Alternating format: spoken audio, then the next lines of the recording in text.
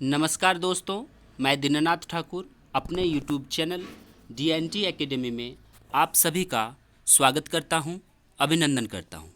दोस्तों, हमारे चैनल का मुख्य उद्देश्य सुदूरवर्ती इलाकों में रहने वाले विद्यार्थियों के लिए सुलभ संसाधन मुहैया कराना है, साथ ही साथ UGC नेट JRF के एग्ज़ाम में सफलता दिलाना है। दोस्तों, यदि आप नए हैं तो हमारे चैनल को ज़रूर से ज़रूर सब्सक्राइब करें, क्योंकि मैं आप सभी के लिए कुछ ऐसे टॉपिक को लेकर आता हूं जो आने वाले दिनों के UGC नेट के एग्ज़ाम में आप लोगों के लिए बहुत ही महत्वपूर्ण भूमिका निभाने वाला है। दोस्तों, आप लोगों के लिए मैं डिस्क्रिप्शन बॉक्स पर व्हाट्सएप और टेलीग्राम ग्रुप का लिंक दिया हुआ हूं, जिसके सहारे आप लोग ग्रुप में जुड़कर इस वीडियो से संबंधित PDF पा सकते हैं। साथ ही साथ दोस्तों, आज जो विषय को लेकर मैं आया हूं उससे UGC नेट JRF के एग्ज़ाम में ज़रूर से ज़रूर 2 क्वेश्चन पूछे जाएंगे। बहुत ही महत्वपूर्ण विषय है और वीडियो को लास्ट तक, अंतिम तक ज़रूर देखें, ताकि आने वाले एग्ज़ाम में आप लोगों को 2 बहुत ही महत्वपूर्ण क्वेश्चंस का आंसर मिल पाएगा। आज का जो विषय है, पिछले वीडियो में मैंने उससे संबंधित अर्थात मूल्यांकन का अर्थ, विशेषता और उसका सोपान के बारे में बताया था। आज के इस वीडियो में आप लोगों को मूल्यांकन वर्गीकरण के बारे में बताऊंगा, अर्थात मूल्यांकन कितने प्रकार की होती हैं, इनका महत्व क्या है, उसके बारे में चर्चा करेंगे। दोस्तों, इस विषय से संबंधित अर्थात इस टॉपिक से संबंधित मूल्यांकन वर्गीकरण से संबंधित 2 प्रश्न जरूर पूछे जाएंगे, ये हमारा 100% वादा है। तो दोस्तों, इस वीडियो को लाइक ज़रूर करें, सब्सक्राइब भी ज़रूर करें, साथ ही साथ शेयर और कमेंट भी करें। तो आगे बढ़ते हैं पिछले वीडियो के सहारे, जहां मैंने पिछले वीडियो में अंत किया था वहीं से शुरू करते हैं कि हमारा आगे मूल्यांकन वर्गीकरण किस प्रकार का है, किस आधार पर है। तो मूल्यांकन वर्गीकरण का अगर हम बात करें तो सबसे पहले जानेंगे कि मूल्यांकन अर्थात एक विद्यार्थी के व्यवहार और सोच में परिवर्तन लाने का प्रामाणिक विधि है। अर्थात कहा जा सकता है कि मूल्यांकन विद्यार्थियों में, उनके व्यवहार में और उनके सोचने की तीव्रता में परिवर्तन लाने का एक हमारा मेथड है, एक विधि है। मूल्यांकन को शिक्षण प्रक्रिया का अंत नहीं माना जाना चाहिए। बहुत ही ऐसे विद्यार्थी हैं जिनके दिमाग में ये चल रहा होगा कि जब हमारा मूल्यांकन हो रहा है तो कहीं ना कहीं शिक्षण प्रक्रिया का अंत है, लेकिन ऐसा कदापि नहीं होता है। शिक्षण प्रक्रिया का अंत मूल्यांकन के मेथड से नहीं, बल्कि शिक्षण प्रक्रिया का आरंभ माना जाना चाहिए। यह काफ़ी उत्तम विधि है जो छात्रों के व्यवहार में वांछित परिवर्तन लाने में सहायता प्रदान करते हैं। मूल्यांकन के तकनीकों को मूल रूप से अगर हम इसके प्रकारों को जब आगे बांटेंगे तो उसके लिए हमें 2 रूपों में उसके तकनीकों का विभाजन करना आवश्यक हो जाता है। जैसे कि पहला हमारा परिमाणात्मक मूल्यांकन तकनीक अर्थात क्वांटिटिव टेक्निक्स हो गया। दूसरा हमारा है गुणात्मक मूल्यांकन तकनीक अर्थात क्वालिटिव। जो हम परिमाणात्मक में बात करते हैं, मौखिक मूल्यांकन, लिखित मूल्यांकन और प्रायोगिक या व्यवहारिक मूल्यांकन। अर्थात परिमाणात्मक मूल्यांकन के अंतर्गत मौखिक मूल्यांकन विधि, लिखित मूल्यांकन विधि और प्रायोगिक मूल्यांकन विधि का प्रयोग होता है। मौखिक का अगर हम बात करें तो इसका सबसे पहले प्रयोग, ध्यान दीजिएगा, यहाँ से जरूर प्रश्न बनेंगे। इसका सबसे पहले प्रयोग गैलेडाइट्स महोदय नामक विद्वान ने किया। मौखिक मूल्यांकन पद्धति का सबसे पहले प्रयोग, ध्यान देने योग्य जगह है, गैलेडाइट्स नामक विद्वान ने किया, जबकि इसके बाद वास्तविक विकास सुकरात जैसे विद्वानों ने किया।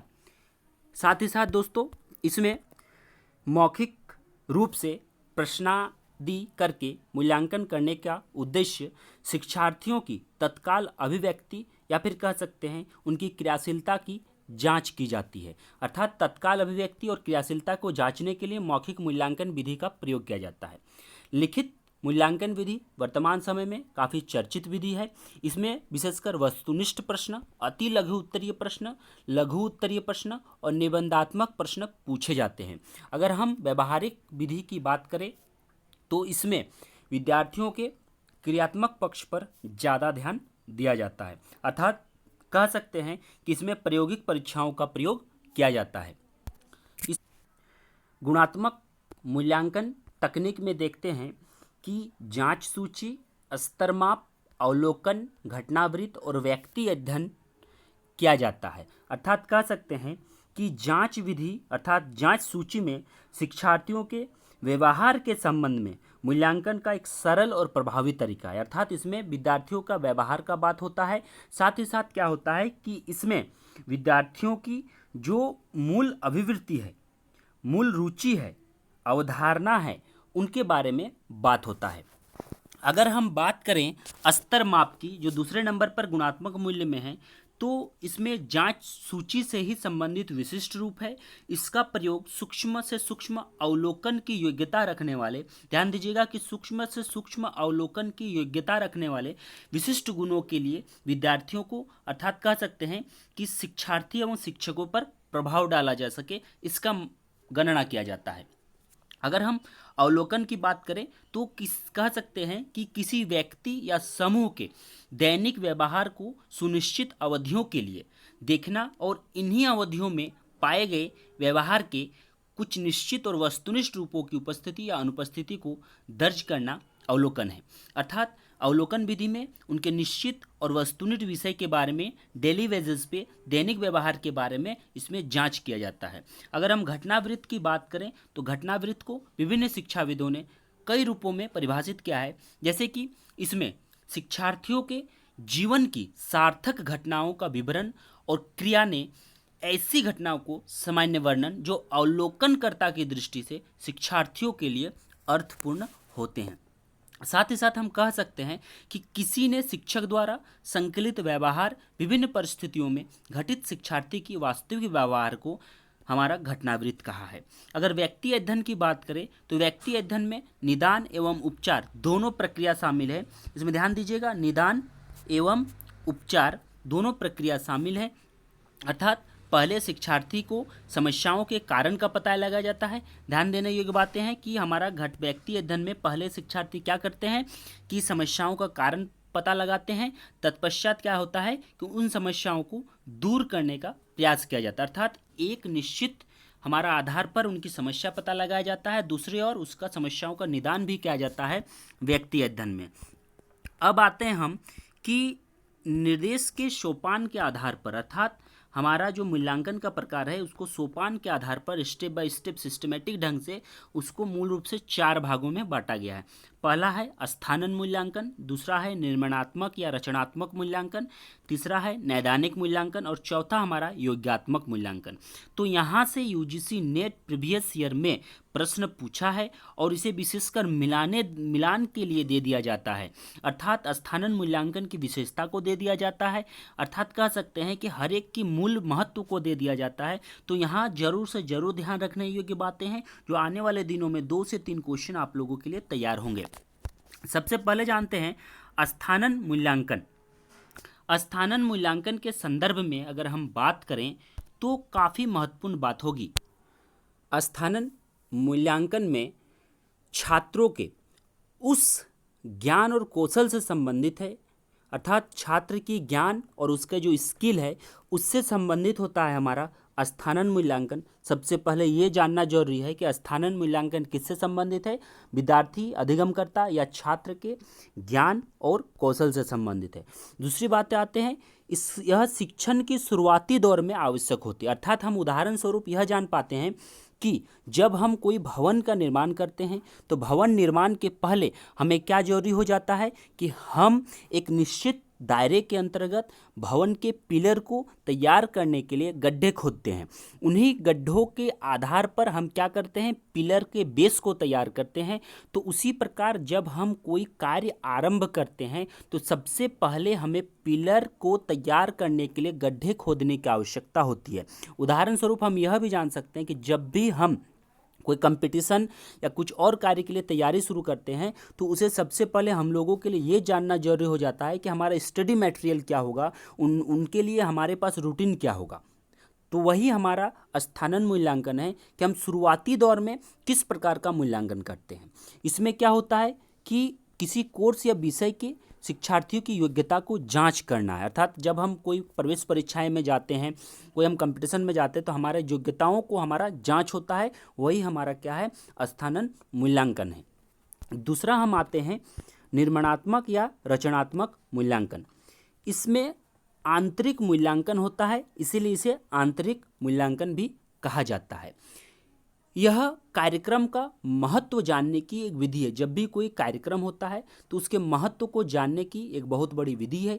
जब शिक्षण कार्यक्रम की गतिविधि प्रगति कर रही होती है, ध्यान दीजिएगा कि जब शिक्षण कार्यक्रम की गतिविधि प्रगति कर रही होती है, हमारा स्थानन में क्या था कि आरंभ का दौर था, जबकि निर्माणात्मक या रचनात्मक में क्या है कि इसमें कार्य प्रगति पर है, कि हम एक पिलर तैयार करने के लिए जो गड्ढे खोदे उसमें कार्य आरंभ कर दिए हैं, धीरे धीरे उसकी ऊंचाई बढ़ने लगी है। उसी प्रकार इसमें हमारा जो है एक शिक्षण कार्य प्रगति कर रही होती है। जैसे कि जब हम रेगुलर कोर्स में पढ़ाई करते हैं तो हमारा इंटरनल एग्जामिनेशंस होते हैं, जिसके माध्यम से हमारा आंतरिक मूल्यांकन होता है, हमारे जो गतिविधियां हैं शिक्षण से उसके बारे में पता चलता है। साथ ही साथ इस मूल्यांकन के द्वारा छात्र शिक्षण के उद्देश्यों को प्राप्त करने के लिए अपनी सफलता या विफलता के बारे में प्रतिपुष्टि प्राप्त करते हैं, अर्थात उनको फीडबैक मिलता है कि उनकी जो तैयारी है कहाँ तक है, सटीक है, अर्थात अभी और कमजोरियों को सुधार करने की ज़रूरत है। इसमें क्या होता है, इसमें हमारा क्विज होता है, इकाई परीक्षण होता है। इकाई परीक्षण अर्थात यूनिट टेस्ट जिसे हम कहते हैं, अध्याय परीक्षण जिसे हम चैप्टर टेस्ट कहते हैं।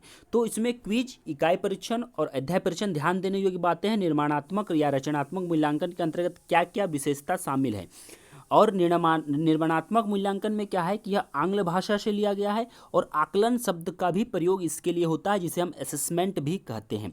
यहाँ इसको भी ध्यान योग्य बातें हैं कि आंग्ल भाषा और आकलन इसका मतलब होता है, अर्थ होता है, यह इसका अंग्रेजी में असेसमेंट कहा जाता है। अब आते हैं हम तीसरा, नैदानिक मूल्यांकन। नैदानिक मूल्यांकन में अगर हम बात करें तो सबसे पहला बात है कि समस्याओं के समाधान के लिए नैदानिक मूल्यांकन किए जाते हैं। नैदानिक मूल्यांकन में समस्या विशेष समाधान खोजा जाता है। रचनात्मक मूल्यांकन में जहां छात्रों को सीखने के लिए प्रेरित किया जाता है। ध्यान दीजिएगा कि रचनात्मक मूल्यांकन में छात्र को फीडबैक मिलता है ताकि वो आगे जाके सीखे और उसको पूरा करे। वहीं नैदानिक मूल्यांकन में क्या होता है कि छात्रों को शिक्षण से संबंधित स्पष्टीकरण प्रदान करने की कोशिश की जाती है कि वो जो सीख रहा है उससे संबंधित जो समस्या उत्पन्न हो रहा है उसको कैसे स्पष्ट करे, उसको कैसे सुधारा जाए, उसके बारे में नैदानिक मूल्यांकन होता है। जबकि रचनात्मक में हमारा फीडबैक पाया जाता है, हमारी जो कमजोरियां हैं उसके बारे में पता चलता है और लक्ष्य के प्रति अग्रसर होते हैं। नैदानिक मूल्यांकन काफ़ी व्यापक और विस्तृत होता है। यह समस्या के समाधान के लिए प्रयोग किया जाता है। ध्यान दीजिएगा कि नैदानिक मूल्यांकन काफ़ी व्यापक और विस्तृत होता है और समस्या के समाधान के लिए प्रयोग किया जाता है। अब चौथा में हम आते हैं योगात्मक मूल्यांकन। योगात्मक मूल्यांकन में क्या है कि इसको हम बाह्य मूल्यांकन कहते हैं, ठीक है, इसको क्या कहते हैं, बाह्य मूल्यांकन कहते हैं। और योगात्मक मूल्यांकन कार्यक्रम की गतिविधियों के अंत में अर्थात अंतिम समय में इसके महत्व को जानने की एक विधि है। यहाँ ध्यान दीजिएगा कि अंतिम समय में जब हमारा पिलर तैयार हो गया, भवन तैयार हो गया, अब हम उसमें रहने जा रहे हैं, तो उस समय हम उसमें रहते हैं तो उस समय पर पता चलता है कि हम बाहर से देखते एक ढांचा स्वरूप को देखते हैं कि हमारा जो कार्य था, हमारा जो स्थानन मूल्यांकन था, हमारा जो नैदानिक मूल्यांकन था, हमारा जो रचनात्मक मूल्यांकन था, कहाँ तक सक्सेस हुआ है। और जब अगर सक्सेस हुआ है, अगर सफलता मिली है तो हमारा एक ढांचा तैयार हुआ है, वही हमारा योगात्मक मूल्यांकन है जो अंतिम अवसर में प्राप्त होती है। और यह परिणामों पर केंद्रित होती है, अर्थात इसका रिजल्ट हम लोगों के सामने दिखाई देता है। इसमें क्या होता है, मौखिक रिपोर्ट होता है, परियोजना या लिखित परीक्षा होती है, शिक्षक जनित आंतरिक मूल्यांकन होता है। जब हम रिजल्ट के पहले जब हम एग्ज़ाम देते हैं फाइनल सेम का, अर्थात हम कह सकते हैं कि अंतिम जो एग्ज़ाम देते हैं जिसे हमारा आंतरिक मूल्यांकन होता है। साथ ही साथ यह जो है काफ़ी महत्वपूर्ण मूल्यांकन है क्योंकि यह अंतिम अवसर पर होता है। जैसे कि अगर हम अच्छे ढंग से पढ़ाई करेंगे तो अच्छा रिजल्ट हमारा होगा, तो हमारा योगात्मक मूल्यांकन अच्छे ढंग से होंगे। आगे हम बात करते हैं कि योगात्मक मूल्यांकन आंग्ल भाषा से ही लिया गया है। इसके लिए इवैल्यूएशन शब्द का प्रयोग किया जाता है जिसे निर्धारण भी कहा जाता है।